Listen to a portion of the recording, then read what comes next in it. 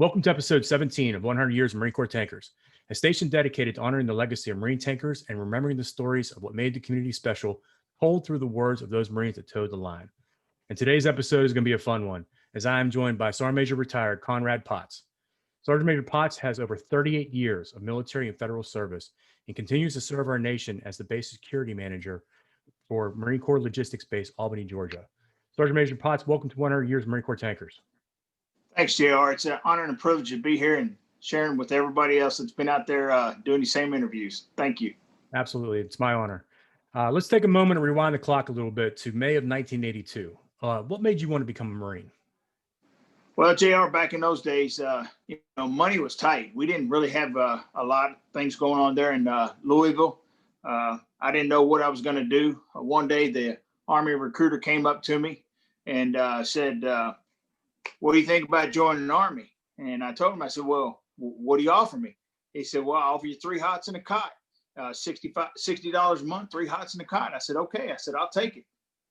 And so we went down to the MEP station. And as we were down there, we were walking down the hall and the Navy recruiter come walking out. And he said, what do you offer you? I said, $60 a month, 3 hots and a cot.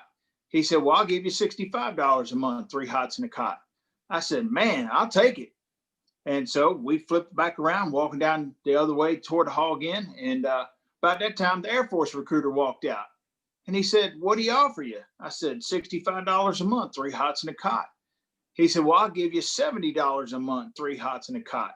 I said, wow. I said, man, this is good. I'm making some money here. I said, I'll take it. So I was going to join the Air Force. By that time, we spun back around, heading back down the hallway. And this big strapping gunnery sergeant Marines comes walking out of the office. He said, Semper Fi. I said, I'll take it. I thought he said 75. 75. That's how I joined the Marine Corps.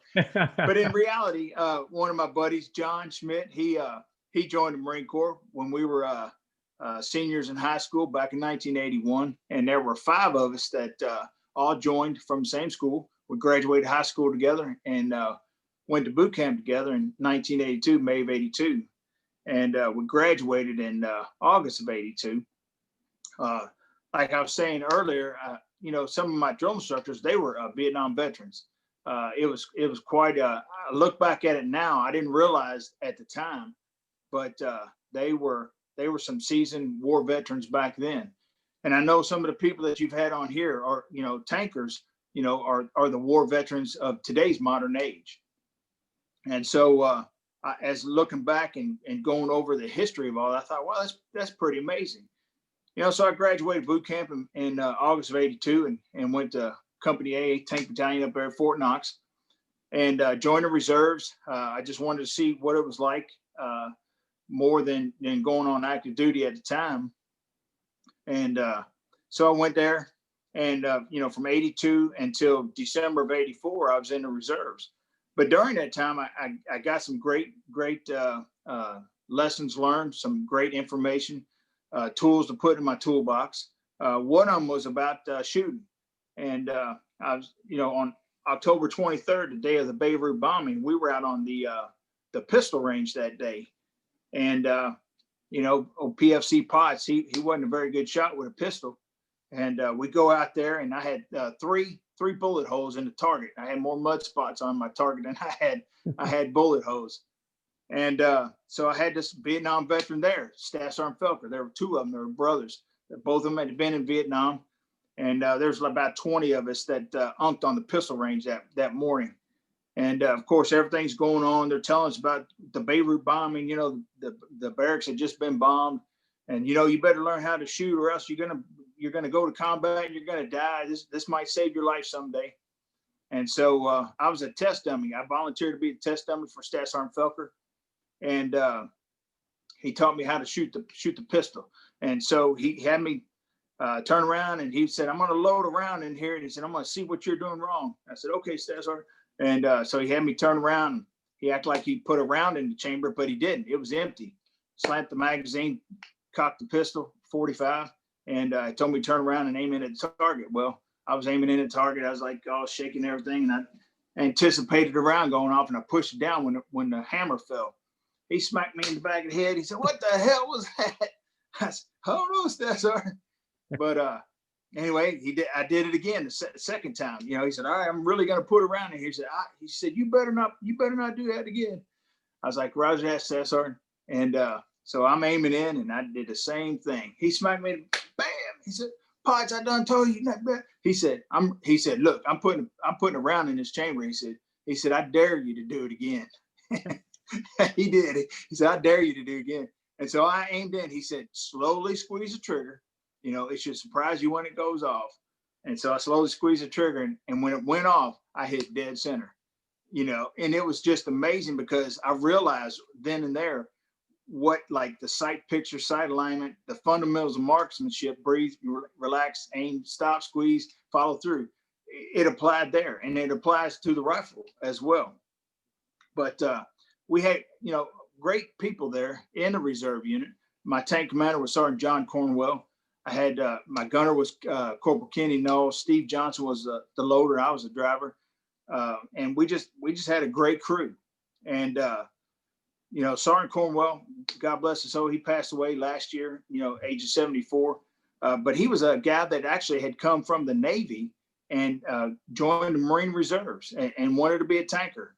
And just a great guy, great personality. He had that calm demeanor about him all the time.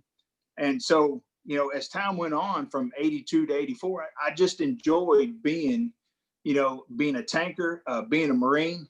And the funny story is that, you know, I said to myself, you know, after a while, I was like, man, if it's this good in the reserves, it's got to be even better on active duty. And that's really how I got on active duty. I said, I'm just going to go active duty. So I went down to the recruiter's office in December of 84 and went down there. At first, he tried to play hardball with me and everything, but I don't know if we need anybody there. I said, well, I'm pretty sure you do. I said, I've talked to some people, some friends and stuff like that on the telephone. And I said, I'm pretty sure you do. And so anyway, that's how I got on active duty. You know, going back to that marksmanship story, you know, it's a lesson for life, because very often we get in our own heads, and that's a great story, and one that certainly transcends, you know, off the rifle range and into everyday life. So certainly appreciate you saying that. And then while you were at Second Tanks, you held the billet of tank gunner and then commander. What were some of the differences between active duty and reserves at that time? Well, when I got there in 85, you know, it was kind of amazing. I tried to be a good Marine. You know, I got there in January of 85. One of the first guys I met was Larry Sabinsky and Zerniak. They took me under their wings. They were my mentors. But when I got there, I wasn't used to, like, when I was a reservist, you know, we would order parts, or, you know, tanks would break or whatever, we'd order parts. And then, you know, the next month we'd come in and the parts would be there. And then when I got on active duty, you know, we had to order parts, and, you know, they're like, yeah, you're not going to get this. There was no money. The funding was terrible. You know, we were on the M60 tank. You know, the tanks at that time were probably, you know, 15, 20 years old. They had them in Vietnam, stuff like that. And we just didn't have the money to continuously put into the tanks and repair and so on and so forth. So I found that was really odd. As a matter of fact, one of the mechanics, they told me, hey, we need to put end connectors, you know, on order. I'm like, okay. So I went up there, I filled out the 4 card, you know, hand jamming, writing every little thing down on the 4 card, so on and so forth. And so I gave the 4 card to the mechanic, and I said, so when are we going to get these? Like next week? And he started laughing at me. And it was a PFC Mac. He started laughing at me. He goes, you'll be lucky if you see these in 6 months. And I was like, what? He goes, yeah, we don't have any money, you know, to do anything. And I was like, wow. I said, I never understood that, how all that stuff worked with the finances. But, you know, in 85, I got the great opportunity to go down to Honduras in 85. Went down there with a guy named Rodney Young. He ended up retiring as a master sergeant. He's a mechanic, great Marine. Staff Sergeant Flood, Sergeant Starr, Sergeant Barham, all those guys that I don't even know where those folks are nowadays, but those were the people that I was with, you know, in April of 85. And then I locked on for float, and we went on float in '86. Had people like Prevost and Simon and Rob McClary. I sent you a picture of him. You know, he was my platoon commander. He re-enlisted me there in '88, and just so on and so forth. And then again, you know, 10 years later, had a great platoon. Went there, we did our thing. I wanted to go out and do. That's why you join the Marine Corps, to seek adventure and deploy and travel and so on and so forth. So deployed in '86. My daughter Destiny was born August of '86, but I didn't get back until November of '86. So she was already 3 months old by the time I got back. When I got back, you know, I was given an opportunity to work in the Armory for a while as armored custodian for a period in '87, and then locked right back on for another deployment in '88, and went out on float again in '88, and we were out on float, came back August of '88, weren't even back 23 days, I think is what it was, and then we deployed to Fort Pickett. The whole battalion deployed to Fort Pickett to go shoot gunnery. At this time, I'd already had the orders to the drill field. So I was, you know, getting ready to go to the drill field. My mind's geared up for that. I definitely didn't think we were going to have to deploy again, you know, just 23 days after getting back from a 6-month deployment. And then, so we go up to Fort Pickett for 3 months. We shoot gunnery. My first sergeant actually brought me back about a week early so I could check out of the battalion in December of '88, because I had to report to DI school by January 3rd of '89. And so I did that, you know, but that first 4 years of active duty was just like on the go. I remember Master Guns Herbert saying in his interview about he didn't appreciate at the time about the op tempo and how fast things were. And looking back at it now, I mean, you were on the go all the time. You always had something to do. And there wasn't no just sitting around and, you know, waiting for the next thing to happen. You were on the go. So come back, go to DI school, January of '89, and then did that for 2 years. I was a drill instructor at Charter Company, 1st Battalion. I did 6 platoons. My last 2 platoons were as a senior drill instructor. I never went on quota, you know, but again, I met some fantastic people, Craig Cressman, Don Wendelkin, Doug Thurston, you know, just people, Leon Thornton, who I still keep in contact with today, just people that you always want to stay in touch with, that the friendships and bonds, you know, that you make. But, how do you think being a tanker helped you, you know, on the island, you know, during your DI time? I think, honestly, now I thought a lot about this. I think, honestly, JR, it was the teamwork that you had to foster those bonds of your crew, you know, because the 4 of you inside that tank depended on each other to shoot, move, and communicate, you know, to make that big gun go boom. And you had to keep that thing rolling. That was your survivability. And so when I got to the drill field, I had that same mentality. Hey, we're all a team here, and you were on a team. You know, your 3-hat team or 4-hat team, but you were a team, and you had to do it together to be successful. And you had to take care of each other. You had to keep each other out of trouble and look out for each other, just like you did in the tank. No, that's an interesting perspective, and that teamwork is certainly something that you know, obviously we're going to very soon here come to miss. But go after the island, after your drill instructor tour, you returned back to 2nd Tanks, and then in 1992 graduated as the distinguished graduate for Marine Non-Commissioned Officer course. And we're going to see here in a little bit that that's turned out to be a trend. The next 4 years were very influential in your development, because at this point you attained the rank of staff sergeant, and then went out to Knox, where you were able to take all the lessons you learned up to this point and kind of help out, you know, obviously the schoolhouse by being the tank leader, platoon sergeant, and curriculum developer, where you were now responsible for making Marine tankers. So it kind of, at this point, it was the first time it came kind of full circle. Keeping up with the SOP at that point, you also graduated Marine Corps Staff NCO course, where you also received the Gung Ho Award. So back-to-back distinguished graduates between those 2 schools, just phenomenal. What were some of your leaders that helped shape you to be such a distinguished staff NCO at this point? Well, you know, as I was there at 2nd Tanks from from 91 to 94, before I went to Fort Knox. I mean, we had people like Master Guns Dangerfield retired, Big Top Graham, just Master Guns Sloan, Lash LaRue, Sergeant Major retired Chuck Isherwood. All those people were there at the battalion. Pat Thomas was one of my platoon sergeants in the early days.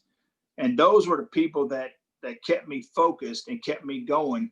And actually, it inspired me to want to be like them. I think every Marine has those people that they look up to, and they say, I want to be like them. I want to have that same type of leadership and the same type of mindset.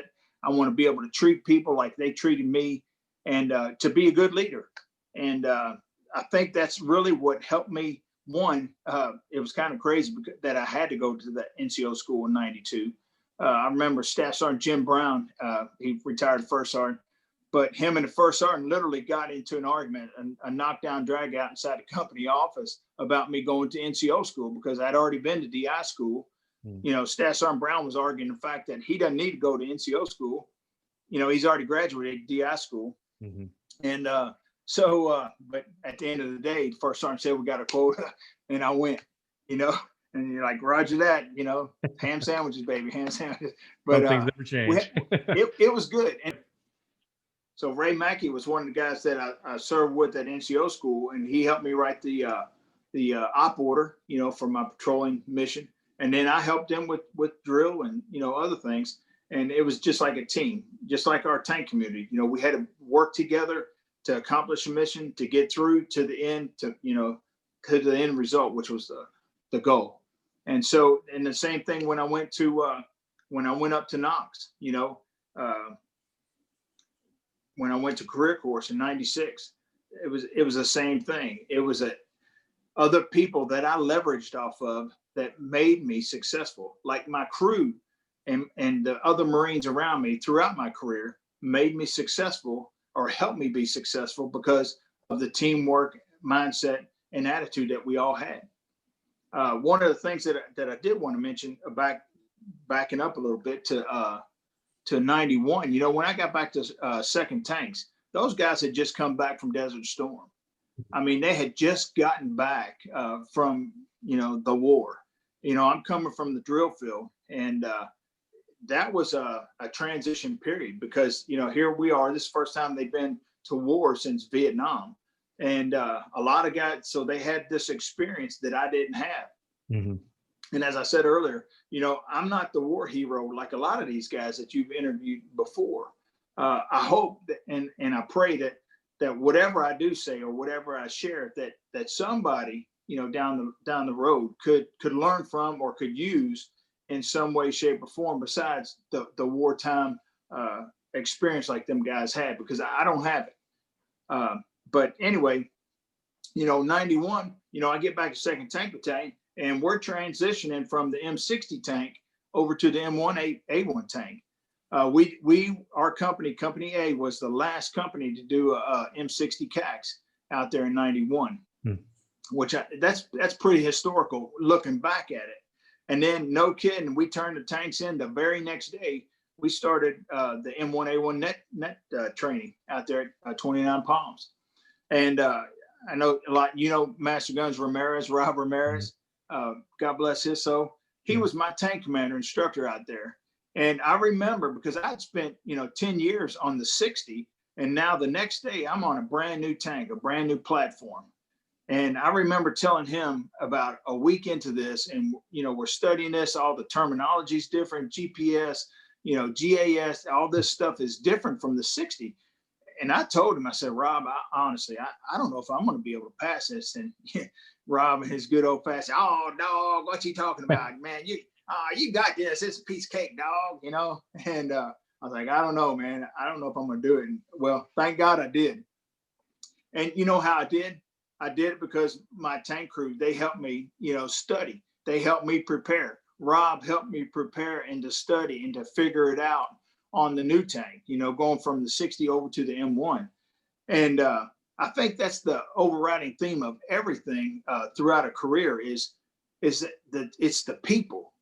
it's the people that really matter and help you. It's not a duty station. It's not a weapon system. It's the people that really make it worthwhile. And so they got me through. And then, so I go 91 through 94. We go to Knox to do gunnery up there. I had some crazy times. I had a good friend of mine, John Fisher, who actually got out in 93. I spent 8 years and 3 months as a sergeant. And a lot of people back in those days did that. Scott Roy Meek, me, there was a bunch of us that were all in the same boat. Rob Ramirez, we all got caught up in those times with the downsizing. We did away with 3rd Tank Battalion at the time, right after Desert Storm.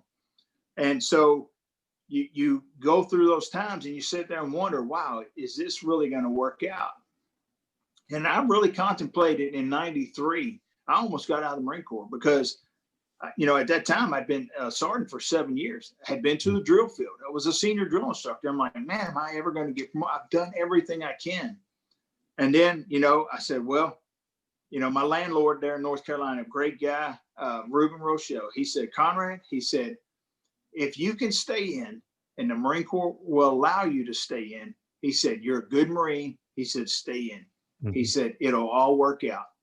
And I did. I re-enlisted in 93, got the orders to Fort Knox, for 94, went up there from 94 to 98. And then, like I said, went to career course in 96. I mean, when I got there, I was a tank commander instructor in 94, then switched over to platoon sergeant. Well, guess what? Some of the people that I served with at 2nd Tanks, Master Guns Graham, people like that, Scott Rice, selected the 1st Sergeant, retired as a gunner sergeant, Scott Rice. I was up there with Corey Simon and Meade and Meek and Jaco and Hidalgo and Jim Burnett and Dave Burnett and all Santiago and all those people. We were just a great team. It was a small unit, but we had it going on and it was fun. We had a great time because of the people that we had working up there. And then in 98, guess what? I had to go back to 2nd Tank Battalion. And it's here where you now picked up the rank of gunnery sergeant, so didn't wait quite as long. But as history repeats itself, now the 3rd time you graduated with distinction from the advanced NCO course, and also you attained the Battalion High Shooter Award. So that High Shooter Award certainly is no small feat, and it certainly is a testament to everything you've learned up to this point. Obviously, you knew how to control that tank pretty darn well. What was the secret for success in all these schools, and what leadership principles can you provide for the junior audience that you haven't already? Well, the biggest thing, JR, was no kidding. You got to be humble, man. You can't be one of those people. And like I was talking about leadership before, and your mentors and the people that you look up to and you want to be like. That was probably one of the key factors that I looked for in leaders that led me. Hey, they'll serve you with firmness, fairness, dignity, and compassion. You heard that on the drill field. Yep. Hey, you don't need a free ride. Treat me right. Treat me with firmness, fairness, dignity, compassion. I'll be good. And sometimes you got to have a little bit of humility, and you got to swallow your pride. You don't know everything, and don't act like you know everything. And I'm sure you've seen people like that before. You've encountered people. Oh, I know this, but you don't. I'll tell you what. Joe Estep, that guy taught me more about a tank. I come back down there at 2nd Tank Battalion in 98, and him and we had a guy named Diesel, and we had Rogers and Dennis, and all those people were there at that time, and it was just phenomenal to look at them. And yeah, I might be at senior rank to them, but they had some great knowledge. They had some techniques that I didn't know about, that I didn't think about. And so you leverage off that. You learn from them, you learn from each other, and it works out really good. So here, starting in October 2002 through 2004, you left the tank community for a little bit as you picked up the rank of 1st Sergeant. It's here where you served as company 1st Sergeant for Communications Company on Okinawa for 3rd Marine Division. Obviously not a tank unit, but you being a tanker for as long as you have, coming up through the community, What similarities and differences did this unit have to a tank unit? And the follow-on question, I guess, would be, did you bring any of your tankerisms to this unit? Well, I tell you, JR, when I first got there, I really felt like I was a fish out of water. I struggled. I really did. I struggled. I had 5 NJP packages on my desk when I got there in October 2002. November, we had a drug ring going on in the barracks. And I sat down with my XO at the time. His name's, he retires Major Dave Clark. And I talk to him to this day all the time. But I sat down and I went in and I said, "Hey, sir, you got a minute?" He said, "Sure. What you got, first sergeant?" I said, "I think I made a big mistake." And he goes, "What are you talking about?" And I said, "About becoming a first sergeant." I said, I don't think I made the right choice. And he goes, "What are you talking about?" I said, "I'm just not a good first sergeant." I said, "The Marines they're out of control. They're, everything I've tried that I tried in tanks, that was successful with my leadership style and the way I was and how I did things just wasn't working." And I said, "So I think I made a big mistake." And he said, "First sergeant," he said, "let me tell you something." He said, "I had a sergeant major that I worked with years ago." And he said, above his door, he had a big wheel. And the words that said, "Let the wheels adjust to spin, bring those guilty bastards in." And he said, yeah, he said, "You can't take it personal." He said, "They're grown adults." He said, they're grown men and women. They're making their choices." He said, "You are the best thing that's ever happened to this company." He said, "But don't take it personal." He said, "You're doing the right thing." And from that day forward, that was like December 2002 until the time I left there in August of 04. I did. I switched. There was a switch that went off, JR. It was nothing like tanks. Everything that I thought I knew about leadership was shifted. I had to adjust fire, basically. I had to adjust fire. I had to do a mill adjustment, and I really did with these guys because they were very intellectually smart Marines. But when you left them alone and they were bored, they would use that to do the stupidest things. And they did. And I was just like, are you kidding me? I don't know how some of the things I'm like, I would have never thought of that, not even in a million years. And they would do some of the stupid stuff. I mean, one kid, no kidding, we were in Thailand for Cobra Gold, and he was a great Marine, and I felt bad for him. No, and I won't say his name, but this kid, he drank a couple drinks and they must have spiked it. And no kidding, he jumped out of the 9th floor window of a hotel and he lived. He lived. He lived, but his legs were completely crushed because when he landed like this, and he didn't bend his legs. And so he almost died because one of the bones came through his artery in his leg and his thigh. And the CO and I had to go to the hospital. We had to fly to Bangkok and be with him. But the first thing he said to me when he saw me the next day was, "First sergeant, does this mean I got to get out of the Marine Corps?" I said, "Pal, you got bigger things to worry about than staying in the Marine Corps. You're lucky to be alive." And so he actually did have to get out of the Marine Corps, but he survived, and that was a good thing, But it was a challenging time, being a first sergeant over there. Like I said, it's totally different sitting in the first couple of staff meetings over there with the CO and all the mucks and the data and the radio and, all that stuff. I didn't have a clue what that was. I honest to God didn't even know we had that stuff in the Marine Corps, and they're talking about this stuff and that stuff. And I'm just like, I'm thinking to myself, what the hell are they talking about, And then off to the side, I'd say, "Hey, Gunny, what does this mean? What does that mean?" Again, you had to go to the people that had the knowledge. And Staff Sergeant Priester, he was my company gunny. And he's now a sergeant major. I think he's out of 3 MEF, serving still today. And he would tell me, "Hey, first sergeant, this is what this means." He was a go-getter, and he took care of me, and I really appreciated that. December 2005, you picked up the rank of sergeant. Well, before that, you picked up the rank of sergeant major. It is now where you go out to be the squadron sergeant major for HMH 461, which ironically their call sign is Iron Horse for 2nd Marine Air Wing. So I'm sure there's some battles that went on regarding that call sign. Who's the original Iron Horse?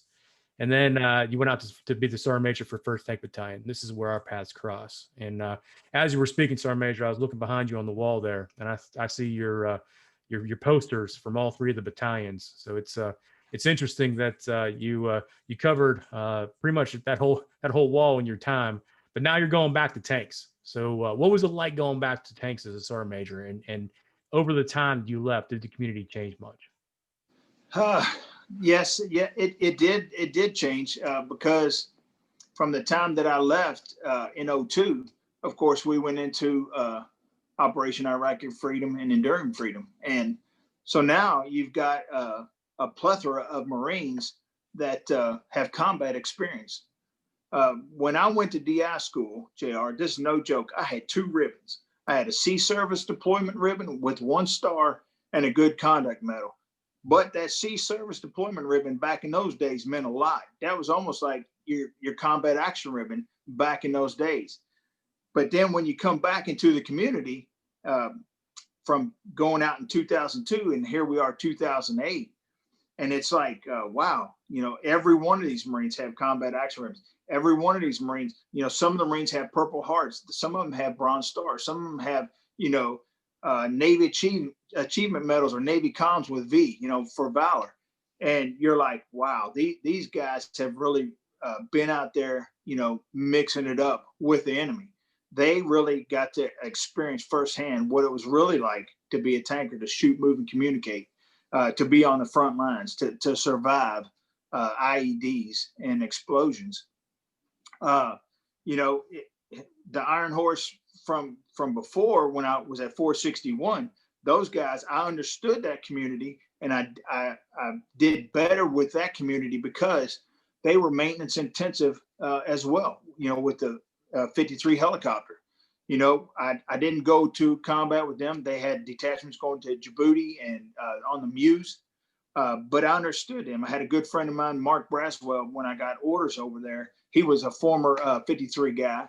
And I said, hey, what do I need to know going over there? He said, well, first thing, he said, you talk to the OPSO and the maintenance chief. You can't just go in there anytime you want and say you want a formation. You do that, you're going to shut down the flight line and flight schedule and everything else. I said, roger that. And so I learned quickly there as well. But I could appreciate those guys and that Iron Horse. And that came from Lieutenant Colonel Callahan, who was one of my battalion commanders back in the day at 2nd Tanks. But he made fun of my CO because he told him, hey, we were the original Iron Horse tankers. And so Colonel Pridgeon said, roger that, and kept on going. But it was a great experience. And then I go to out there to 1st Tanks, and to be a former tanker and to go in there as the sergeant major, I was, as far as I know, JR, I was only the 2nd one ever to go back into the community as the sergeant major. Sergeant Major Isherwood was the one before me, and that was at 2nd Tanks. He was with me in Delta Company's 2nd Tank Battalion back in the 80s, and then he came back in the 90s as the battalion sergeant major. But then to go back out there, it was such an honor, and to wow, to come back into this community, it's pretty amazing. And then to just see the experience and the knowledge and the confidence that they had, because they did go to combat. They came home alive. Lieutenants, first lieutenants, captains who went out there with their companies to experience those same things. The knowledge and the pride that they had taking the Marines out and bringing them home was amazing. And then of course you get to go back to work with people that you worked with before. Me and Jay Carosha were platoon sergeants together at Fort Knox. What a great guy that is. And now I get to go back out and serve with him. Schlickenmeyer, Arnold, all those guys, Carlos Graham. I mean, wow, you get to see from time. Me and Graham, I could always see the promotion list. We grew up together on different coasts. He was West Coast, I was East Coast. And now I get to see this guy. Now I couldn't understand a word he was saying, but I don't know if you ever been around Master Guns Graham, but boy, you better have your ears and you'd have to turn all the noise off around you so you could focus in on him to hear what he was saying. And I'm like, okay, Master Gun, slow down. I got, so say it again. Okay, I got you now. But it was great, to be with them. And then Allen, John Allen, God bless his soul. He got blown up several times in Iraq, and I served with him at Fort Knox as well. We were all sergeants together and staff sergeants together, and it was the pinnacle of my career, honestly, because to start out where I started out, and I think I told you before, I jokingly said this, I barely made it out of high school. I really did. And the only reason why I did is because my teachers were my football coaches, and they pushed me through. But to look back at where I came from, and then especially today, to look at it now, it's like, wow, what an amazing ride to be able to spend that kind of, experience, with your guest, several weeks ago, Colonel Storr. He was my XO. Colonel Tom Gordon, Bardorf, was my XO. Colonel Lee Rush, he was my CO when I first got out there. And all these folks that I served so much time with, it was quite an experience, JR. And I truly and deeply appreciate it. I appreciate you saying it was the pinnacle of your career, because having served in the same battalion with you and seeing you as a sergeant major, you were phenomenal. I mean, it was just you kind of set the standard for many years. And then closing out your time there, you continued to serve, though, distinctly as the sergeant major for the Marine Corps Depot Maintenance Command, PPA PPB, at Marine Corps Base Albany. And ironically, now you're back there. But the story doesn't end at Albany, because after that, after serving active duty, you served for the housing manager. You served as a housing manager for the I&E division, and then as the equipment specialist for Mark Corps Syscom PM tanks. And then, like I previously mentioned, you're now serving as the base security manager for MCB Albany. So, I mean, it's just a phenomenal career, both in and out of uniform. And Sergeant Major, I'm going to ask you to kind of take a moment here, because obviously, as you know, this channel has a message. And as somebody that has set the standard, in every rank, to include now your civilian career, what message do you have for the Marines that are making this tough choice? A lot of them still are kind of undecided as to what they're going to do post the divestment of armor in the Marine Corps, whether it be stay in, get out, EAS, or lateral move. What's your advice to those Marines today? Well, JR, honestly, as I've said before to many people, us humans don't have the ability to look into the future. We can only look in hindsight, and hindsight's 2020. As I said, I think we make choices based off the circumstances at hand, what's facing us at this moment. And then you make your decisions, and you hope they're the good decision. You hope you've made the right choice. You hope you're going in the right direction. I feel the commandant, he had to make a choice. I hope, looking back, hindsight, I hope it's a good choice. I hope that it's not a bad thing, that it doesn't hurt anyone, or anyone gets hurt or killed because we don't have tanks in the Marine Corps anymore. But I know one thing, at my age, looking back on my life, we always end up where we're supposed to be, no matter what our choices are. Good choices, bad choices. I made some stupid, bad choices in my life. But thank God I'm here. And I am very thankful and blessed to be where I'm at today, despite all the stupid choices I made.